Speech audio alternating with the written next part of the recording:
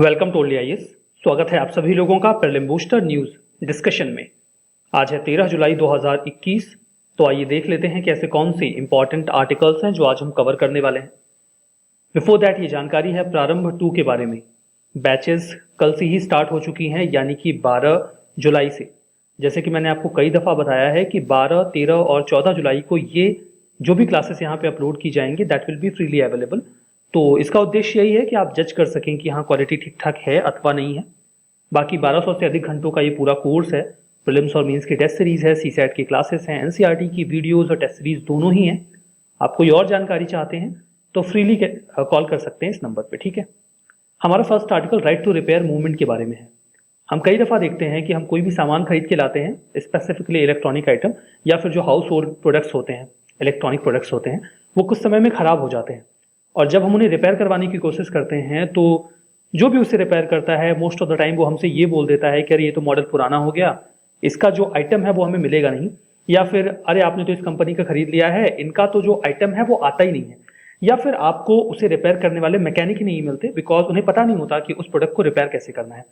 Result क्या निकलता है? रिजल्ट ये निकलता है कि आप उस सामान को डंप कर देते हैं। उसके बाद अगर आप कैपेबल हैं तो नया लेकर आते हैं, कैपेबल नहीं भी है तो मैनेज करना पड़ता है बिकॉज वो रिपेयर हो नहीं पाता। इससे नुकसान क्या होता है? देखिए, कंपनी को तो डेफिनेटली इससे बेनिफिट होगा जो उसे मैन्युफैक्चर कर रही है, बिकॉज उसके प्रोडक्ट्स ज्यादा बिकेंगे क्योंकि वो जल्दी खराब हो जाएंगे और रिपेयर नहीं हो रहे हैं। लेकिन नुकसान उन लोगों को होता है जिन्हें इन प्रोडक्ट्स को बार बार खरीदना पड़ता है। दूसरा नुकसान हमारे इन्वायरमेंट को होता है बिकॉज हम बहुत सारा ई वेस्ट, इलेक्ट्रॉनिक कचरा फैला रहे हैं। इसका एक अच्छा सा सोल्यूशन ये हो सकता है कि वो कंपनीज इसे रिपेयर करने की प्रॉपर व्यवस्था करवा दें। इसीलिए ये मूवमेंट काफी तेजी से चल रहा है कि हर व्यक्ति के पास ये अधिकार होना चाहिए कि वो जो भी इलेक्ट्रॉनिक आइटम खरीद रहा है वो रिपेयर होगा। तो पिछले सालों में कई सारे देशों ने यह प्रयास किया कि कंपनीज को कंपेल किया जाए, ऐसे कानून बनाए जाएं कि वो एटलीस्ट अगर पहली बार वो प्रोडक्ट खराब होता है तो वो उसको रिपेयर करें, या फिर वो 5 साल 7 साल की वारंटी दें कि अगर इसमें कोई गड़बड़ी होगी तो हम आपका सामान या तो रिप्लेस करेंगे या रिपेयर करेंगे। ऐसे प्रयास चल रहे हैं। लेकिन ये जो मूवमेंट है इसका काफी सख्ती से विरोध किया जा रहा है जो टेक जाइंट्स हैं लाइक एप्पल, माइक्रोसॉफ्ट, क्योंकि ये जो भी प्रोडक्ट्स बनाते हैं अगर वो खराब होते हैं तो उसके रिपेयर की जिम्मेदारी इनके ऊपर आ जाती है, या फिर इनसे कुछ डायरेक्टिव्स इनको दिए जाते हैं। तो ये लोग इसका विरोध कर रहे हैं। तो इस संबंध में ये मुद्दा अभी राइट नाउ काफी हाईलाइटेड है और आपको जानना चाहिए कि राइट टू रिपेयर मूवमेंट क्या है। मूवमेंट जो है इसका रूट तो देखिए 1950s में ही आपको मिलेगा, जब कंप्यूटर एरा की शुरुआत हुई। उसी समय ये कहा जाने लगा कि जो भी इलेक्ट्रॉनिक आइटम बन रहे हैं अगर वो खराब होते हैं तो वो रिपेयर हो, बिकॉज उस समय ये प्रोडक्ट्स काफी महंगे हुआ करते थे। तो इसमें राइट टू रिपेयर मूवमेंट का गोल ये है कि जो भी कंपनीज ये जो व्हाइट प्रोडक्ट्स बनाती हैं, व्हाइट प्रोडक्ट्स वो प्रोडक्ट्स होते हैं जो हम अपनी हाउस होल्ड आइटम के रूप में खरीदते हैं, लाइक रेफ्रिजरेटर हो गया, फ्रिज हो गया, एसी हो गया, या फिर वॉशिंग मशीन हो गया। अभी तो ये मल्टीपल कलर्स में आते हैं, पहले ये यूजुअली व्हाइट कलर में आते थे तो इन्हें व्हाइट प्रोडक्ट कहा जाता था, व्हाइट आइटम कह दिया करते थे। ये जो भी मैन्युफैक्चर कर रही हैं कंपनीज वो उसके स्पेयर पार्ट्स, टूल्स, ये सब फ्रीली मार्केट में अवेलेबल करवाएं। उसकी इंफॉर्मेशन भी मार्केट में जो भी टेक्नीशियंस हैं उनको कन्वे किया जाए कि आखिर इसे आसानी से कैसे रिपेयर किया जा सकता है। लोगों को जॉब मिलेगी बिकॉज एक चेन डेवलप होगी जिसमें आइटम्स ना केवल बनेंगे बल्कि वो रिपेयर भी होंगे। फर्दर ये भी कोशिश की जाए कि जो प्रोडक्ट्स हैं उनका लाइफ स्पैन बढ़े ताकि हम ई कचरा, इलेक्ट्रॉनिक कचरा कम कर सकें, ठीक है। जो लैंडफिल्स तैयार हो रहे हैं इलेक्ट्रॉनिक वेस्ट के, हम उनसे दूर हट सकें। सर्कुलर इकोनॉमी का भी ऑब्जेक्टिव है, जैसा कि हम बात कर रहे थे। लाइफ स्पैन बढ़ जाएगा अगर उस सामान का अच्छे से मेंटेनेंस किया जा सकता है तो रीयूज, अपग्रेडेशन, रिसाइक्लेबिलिटी, इन सभी चीजों में एक नए स्केल पर जॉब्स क्रिएट होंगी। राइट टू रिपेयर कई सारी कंट्रीज में इस प्रकार का मूवमेंट चला है।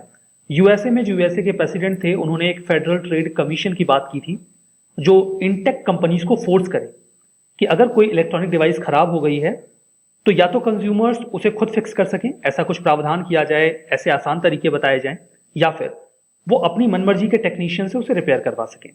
2021 में जो यूएस के 50 स्टेट्स हैं उन सभी ने ऐसे बिल्स प्रपोज किए हैं जहां पर हर व्यक्ति को रिपेयर करवाने का राइट मिलना चाहिए। It will be kind of right कि हमने आपसे सामान खरीदा है तो इस टाइम ड्यूरेशन के भीतर आपको इस सामान को रिपेयर करना होगा, या फर्स्ट रिपेयर की जिम्मेदारी आपकी होगी। अगर पहली बार वो गड़बड़ होता है तो पहली बार कंपनी अपना टेक्नीशियन भेजकर उसे रिपेयर करवाए।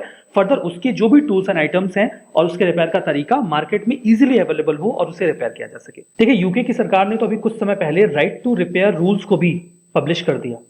उनका उद्देश्य ये है कि कम से कम 10 सालों तक कोई भी जो इलेक्ट्रॉनिक प्रोडक्ट है उसका लाइफ स्पैन हो। So that was all about right to repair movement. I think you got the point. हमारा नेक्स्ट आर्टिकल जगन्नाथ रथ यात्रा के बारे में है। अभी हाल ही में हमारे प्राइम मिनिस्टर ने लोगों को ग्रीट किया जगन्नाथ रथ यात्रा के ओकेशन पे। यह है क्या? देखिए, रथ यात्रा साल में एक बार निकाली जाती है। इसे कई बार चैरिट फेस्टिवल कहा जाता है। एक हिंदू फेस्टिवल है, भगवान जगन्नाथ से जुड़ा हुआ है। उड़ीसा के पुरी में इसे सेलिब्रेट किया जाता है। जो फेस्टिवल है, इसे आषाढ़ महीने का जो शुक्ल पक्ष होता है उसके दूसरे दिन सेलिब्रेट किया जाता है। उड़िया कैलेंडर में ये तीसरा महीना होता है। ग्रिगोरियन कैलेंडर जो हम आप इस्तेमाल करते हैं कॉमनली, उसमें ये आपको जून और जुलाई के महीने में मिलेगा, आषाढ़ का महीना। ठीक है, 9 दिनों का ये पूरा इवेंट होता है। ऐसा माना जाता है कि भगवान कृष्ण वृंदावन वापस आते हैं इस ओकेशन पे अपने भाई बलराम के साथ और बहन सुभद्रा के साथ। जो गुंडीचा टेम्पल है वहां पर वो आते हैं। उसके पहले वो अपनी जो मैटरनल आंट है, मौसी हैं, उनके यहां भी जाते हैं। दैट इज मौसी मां टेम्पल, जो कि पुरी में ही सारदाबली के नजदीक में है। इस फेस्टिवल के दौरान 3 रथ निकाले जाते हैं, जिनमें एक रथ पे भगवान जगन्नाथ की मूर्ति होती है, उनके भाई भगवान जगन्नाथ भगवान श्री कृष्ण का ये रूप है, भगवान बलराम की और उनकी जो बहन है सुभद्रा उनकी। थाउजेंड्स ऑफ डिवोटीज उस रथ को खींचते हैं। अगर हम जगन्नाथ टेम्पल की बात करें तो मान्यता यह है कि इसे अनंत वर्मन छोदगंग देव, जो कि ईस्टर्न गंगा डायनेस्टी के रूलर थे, उन्होंने इस टेम्पल को 12वीं शताब्दी में बनवाया था। अगर आप ईस्टर्न गंगा डायनेस्टी देखना चाहते हैं तो देखिए, ये लोकेशन है ईस्टर्न गंगास की। एक समय में उनका एम्पायर थोड़ा बड़ा भी हो गया था, तो ये पूरा रीजन ईस्टर्न गंगास का है। यहीं पर ये राजा हुआ करते थे जिनका हमने नाम लिया, अनंत वर्मन छोदगंग देव। इस पूरे जगन्नाथपुरी टेम्पल को यमनिका तीर्थ भी कहा जाता है। ऐसा माना जाता है कि जो भी व्यक्ति यहां पर आ जाए, अगर उसके ऊपर मौत का खतरा है तो वो टल जाता है, बिकॉज यहां पर भगवान जगन्नाथ की उपस्थिति होती है। जो टेम्पल है उसे व्हाइट पगोडा भी कहा जाता है। और ये हमारा जो 4 धाम की यात्रा है, पिलग्रिमेज है, उसका भी हिस्सा है, जिसमें बद्रीनाथ, द्वारका, रामेश्वरम के साथ साथ पुरी भी आता है। इसमें देखिए 4 गेट्स हैं। जो ईस्टर्न गेट है उसे सिंह द्वार कहा जाता है। यहाँ पर आपको मेन गेट पे 2 लॉयंस मिलेंगे। जो सदर्न गेट है उसे अश्वद्वार बोलते हैं, मतलब घोड़ा। और वेस्टर्न व्याघ्र द्वार, नदन, हस्ती द्वार। हर जो गेट है उस पर आपको बहुत खूबसूरत कार्विंग मिलेगी। देखिए, जगन्नाथ टेम्पल के एंट्रेंस पर आपको एक स्तंभ मिलता है, पिलर, जिसे हम अरुण स्तंभ या फिर सन पिलर कहते हैं। ओरिजिनली ये कोणार्क के सन टेम्पल में हुआ करता था, वहां से इसे यहां लाया गया है। कुछ और इंपॉर्टेंट मॉन्यूमेंट्स जो आपको उड़ीसा में मिल जाएंगे, लाइक कोणार्क का सन टेम्पल जो कि यूनेस्को की वर्ल्ड हेरिटेज लिस्ट में है, लिंगराज टेम्पल, तरन तारिणी टेम्पल और उदयगिरी और खंडगिरी की जो केव्स हैं वहां भी आपको यहाँ मिलेगी, वो भी यहाँ पे मिल जाएंगी। तो ये वो पिलर है जिसकी अभी हम बात कर रहे थे। हमारा next article speaker and deputy speaker के बारे में है। ये न्यूज में इसलिए है बिकॉज महाराष्ट्र की जो असेंबली है वो काफी लंबे समय से बिना स्पीकर के है। इनफैक्ट फरवरी से ही लोकसभा और जो सेवरल स्टेट असेंबलीज हैं वहां पर डिप्यूटी स्पीकर नहीं है। तो ये प्रॉब्लम काफी चल रही है, कहीं पर स्पीकर नहीं है, कहीं पर डिप्यूटी स्पीकर नहीं है। इनके बारे में जानते हैं। हमारा जो संविधान है उसका आर्टिकल 93 लोकसभा में और आर्टिकल 178 स्टेट असेंबलीज में स्पीकर और डिप्यूटी स्पीकर होने की बात कहता है।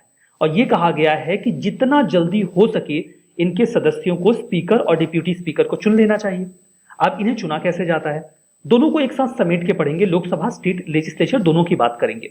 लोकसभा और स्टेट लेजिस्लेचर में लोकसभा की बात करें तो प्रेसिडेंट और स्टेट लेजिस्लेचर की बात करें तो गवर्नर के पास यह अधिकार है कि वो ये डिसाइड करें कि स्पीकर के इलेक्शन की डेट क्या होगी। स्पीकर एक बार चुन लिया गया तो फिर डिप्यूटी स्पीकर का इलेक्शन कब होगा, इस बात को निर्धारित करने की जिम्मेदारी स्पीकर की होगी, लोकसभा में भी और स्टेट के लेजिस्लेचर में भी। जो लेजिस्लेटर्स होते हैं वो स्पीकर के लिए वोट करते हैं कि उन्हें कैसे चुना जाएगा। इनफैक्ट डिप्यूटी स्पीकर के लिए भी इनके रोल्स क्या होते हैं। स्पीकर का सबसे बड़ा काम तो ये होता है कि वो पूरे हाउस की प्रोसीडिंग्स को अच्छी तरीके से रन करवाता है। फर्दर वो हाउस की ओर से सबसे प्रिंसिपल स्पोक्सपर्सन होता है। पूरे हाउस के कलेक्टिव वॉइस को रिप्रेजेंट करने की जिम्मेदारी उन्हीं के पास होती है। बाहर की दुनिया के लिए जो भी रिप्रेजेंटेशन किया जाता है हाउस का, वो स्पीकर ही करता है। स्पीकर हाउस की प्रोसीडिंग को अच्छे से चलाता है। अगर पार्लियामेंट की ज्वाइंट सिटिंग हो रही है तो उसे भी प्रिसाइड करने का अधिकार स्पीकर के पास ही होता है। जो स्पीकर का डिसीजन होता है कि कोई बिल मनी बिल है या नहीं है, ये काफी इंपॉर्टेंट है बिकॉज इसमें जो दूसरा वाला हाउस होता है उसके पास कोई अधिकार नहीं होता। देखिए, सामान्यतया जो स्पीकर होता है वो रूलिंग पार्टी से आता है। डिप्यूटी स्पीकर लोकसभा में कभी रूलिंग पार्टी से आ जाता है, कभी नहीं आता है, तो ये वेरी करता रहा है। बट ऐसा कोई रूल नहीं है, कहीं लिखा नहीं है कि ये रूलिंग पार्टी से आएंगे, रूलिंग पार्टी से नहीं आएंगे, ये सब कहीं लिखा विखा नहीं है। ठीक है, फर्दर जो कॉन्स्टिट्यूशन है वो ये भी चाहता है कि स्पीकर इंडिपेंडेंट रहे, भले वो किसी रूलिंग पार्टी से हो, बट वो काम इम्पार्शियल वे में करे। इसके लिए ये किया गया है कि जो उनकी सैलरी होती है वो कंसोलिडेटेड फंड पे चार्ज होती है, उस पर वोट नहीं किया जा सकता, उनकी सैलरी कोई रोक नहीं सकता, वो अपने आप डिस्चार्ज होती रहेगी। डिबेट जब भी हो रहा हो या जनरल डिस्कशन हो रहा हो तो जो मेंबर्स होते हैं उन्हें केवल स्पीकर को ही एड्रेस करना होता है, उन्हें पूरे हाउस में हर मेंबर को एड्रेस नहीं करना है, वो अपनी सारी बात स्पीकर से कह रहे होते हैं। आई think you got the point. Speaker से क्या या डिप्यूटी स्पीकर से क्या यूपीएससी ने क्वेश्चन पूछा है? ऑब्वियसली पूछा है। 2017 के प्रीलिम्स में आप जाएंगे, you will find a question जिसमें पहला स्टेटमेंट तो इलेक्शन से रिलेटेड था कि लोकसभा और स्टेट असेंबली का जो इलेक्शन होता है उसमें एक कैंडिडेट को जीतने के लिए जितने भी वोट्स पड़े हैं उसका 50% से अधिक पाना जरूरी होता है, या कम से कम 50%। ये पहला स्टेटमेंट था। दूसरा ये था कि कॉन्स्टिट्यूशन में जो प्रोविजन है उसके अकॉर्डिंग जो लोकसभा में स्पीकर होते हैं वो मेजोरिटी पार्टी से आते हैं और जो डिप्यूटी स्पीकर होते हैं वो अपोजिशन पार्टी से। देखिए, ये जो पहला स्टेटमेंट है इसने काफी ट्रिक किया था लोगों को। हमें ऐसा लगता है 50% वोट मिलेगा तब तो कोई जीतेगा, ऐसा कोई रूल नहीं है। जो सबसे ज्यादा वोट पाता है first past the post system में वो जीतता है। 50% पाना जरूरी नहीं है, कोई एक व्यक्ति 30% वोट पाके भी जीत सकता है अगर उसे वो 30% सबसे ज्यादा मिले हैं तो ये तो गलत हो गया पहला वाला। दूसरा ये है कि कॉन्स्टिट्यूशन में कहीं नहीं लिखा कि मेजॉरिटी पार्टी से आएंगे कि नहीं आएंगे, तो ये वाला भी गलत हो गया। तो आंसर क्या मिलेगा? डी मिलेगा, neither one not two, and that is the answer.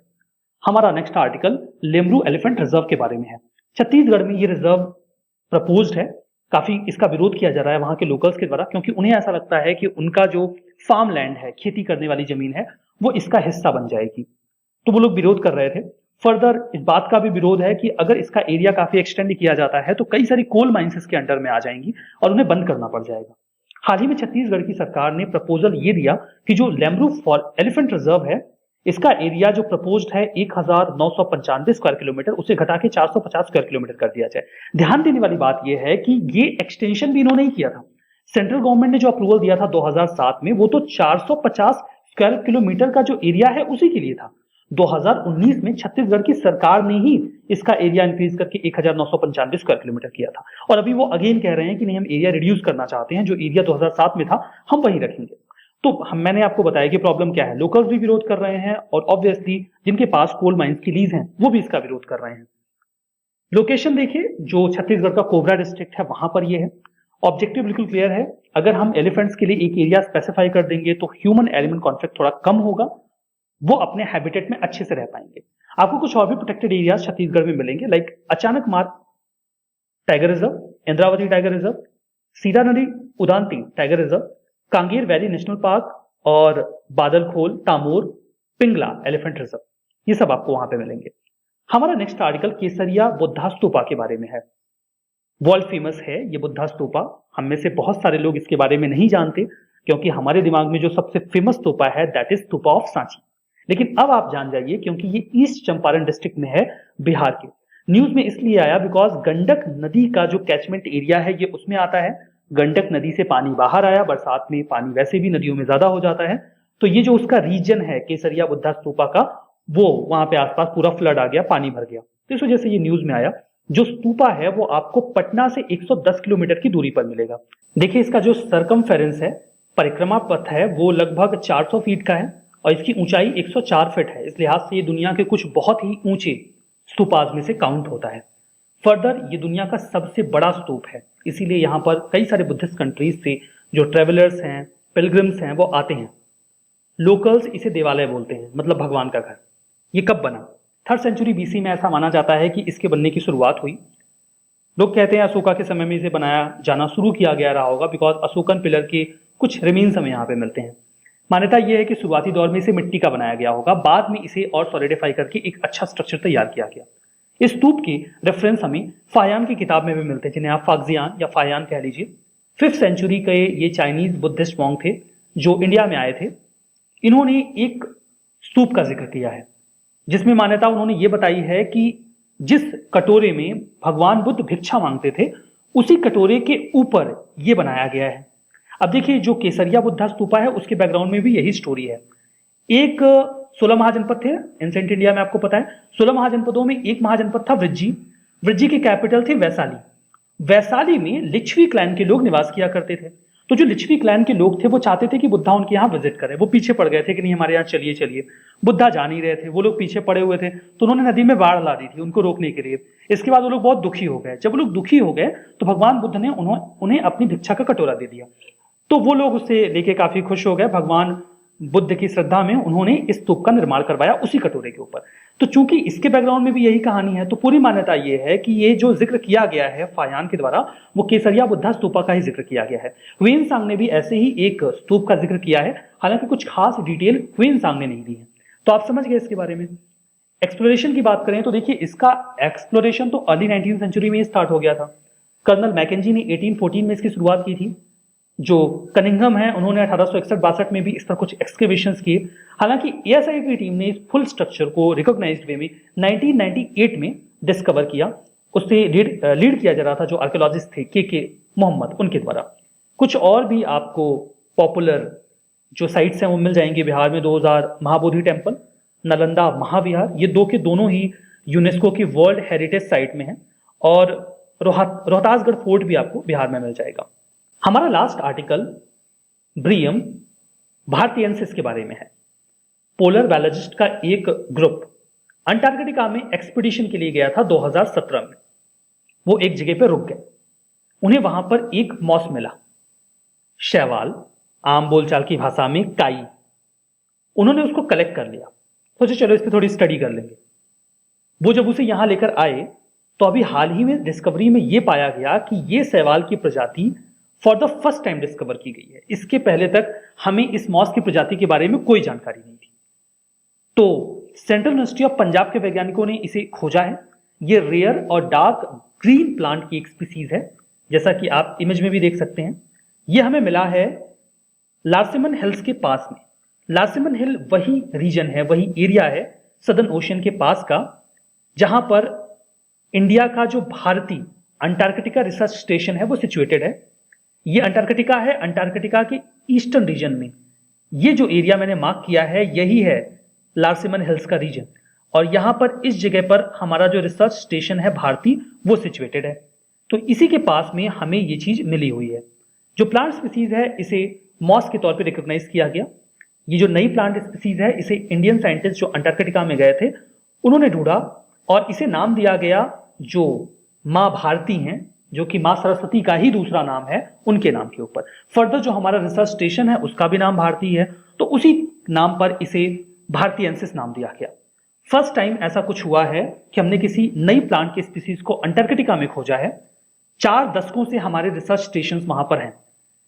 देखिए, ये जो भारतीय रिसर्च स्टेशन है ये हमारा तीसरा रिसर्च स्टेशन है। मैं आपको एक सवाल पूछता हूं कि पहला रिसर्च स्टेशन कौन सा था जो हमने अंटार्कटिका में स्टैब्लिश किया था। आप मुझे ये भी बताइएगा कमेंट बॉक्स में कि कौन सा वो ईयर था जब हमने ये रिसर्च स्टेशन वहां पे स्टैब्लिश किया था। यहां पर फर्दर कुछ स्टेटमेंट है। Right to repair movement, companies को स्पेयर पार्ट्स, टूल्स और इंफॉर्मेशन कन्वे करना होगा कस्टमर्स को या रिपेयर शॉप्स को कि कैसे डिवाइसेस को रिपेयर किया जाए। Jagannath temple 13th century CE में बिल्ड किया गया किंग नरसिम्हा देव वन के द्वारा, जो कि ईस्टर्न गंगा डायनेस्टी से। Speaker election commission of India date decide करते हैं स्पीकर के इलेक्शन की। लेमरू एलिफेंट रिजर्व छत्तीसगढ़ में है और ब्रियम भारतीयंसिस वेस्टर्न घाट में मिला है। बताइए कौन सा स्टेटमेंट सही है, कौन सा गलत। जवाब आप कमेंट बॉक्स में दे सकते हैं। आज के इस सेशन में बस इतना ही। बहुत बहुत धन्यवाद।